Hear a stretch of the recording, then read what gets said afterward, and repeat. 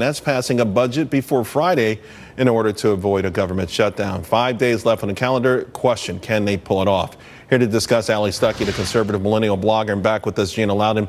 Allie, what do you think? I think tax reform, let's say we think it's done, but keeping the government open could be a lot harder.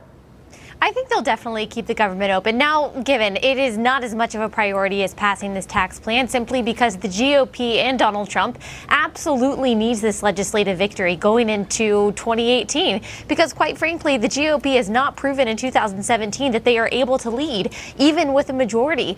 So this is a win that they absolutely need. What troubles me, however, is not just the hurdle of the spending bill, but that the majority of Americans, even with all of the good things that we've talked about in this tax plan, the majority of Americans still have a negative view of this tax plan, which tells me that even though the GOP might be winning legislatively in this, they're losing rhetorically, which worries me, not just for the hurdle coming up this week, but for 2018 and beyond. Although, Gina, that's sort of always been the case. I mean, the majority of America hated this tax bill before it was even crafted, right? Before the ink even hit the paper. So, it's ironic because there's so many parts of this that are going to help people who think they hate it now until they start getting a $1,400 check, even though they don't work. So we'll see what happens there. But I do think Allie's onto something with the Republican leadership. This is a win. They're going to get across the finish line. But how do they face keeping the Congress, keeping the government open?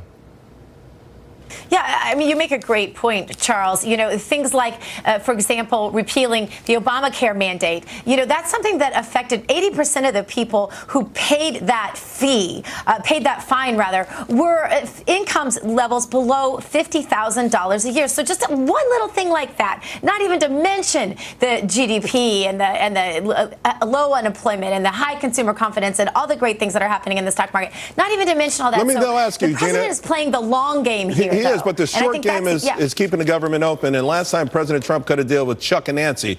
Will he have to go that route again, or will this be a Republican deal mostly?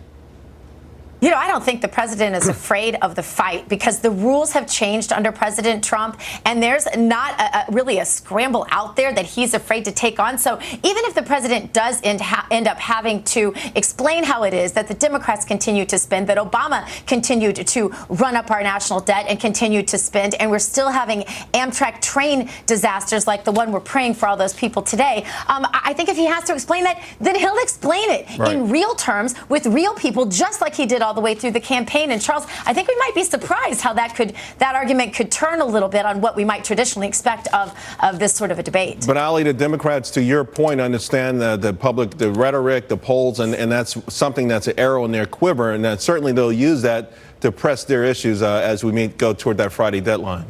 Absolutely, but actually a little bit of a different perspective on that is that I actually think that Chuck and Nancy are going to allow the government to stay open, even with something like DACA on the table, simply because it gives them the tool going into 2018 to say that they fought long and hard for those illegal immigrants, those 800,000 illegal immigrant children, but Republicans were so cruel that they didn't allow them to protect them. So I think honestly, either way, Democrats are seeing this as a win. I think the government is going to stay functioning past Friday. I don't think Democrats have enough incentives to shut it down. All right, ladies, thank you both very, very much. Appreciate it. Thank you. Tensions are boiling.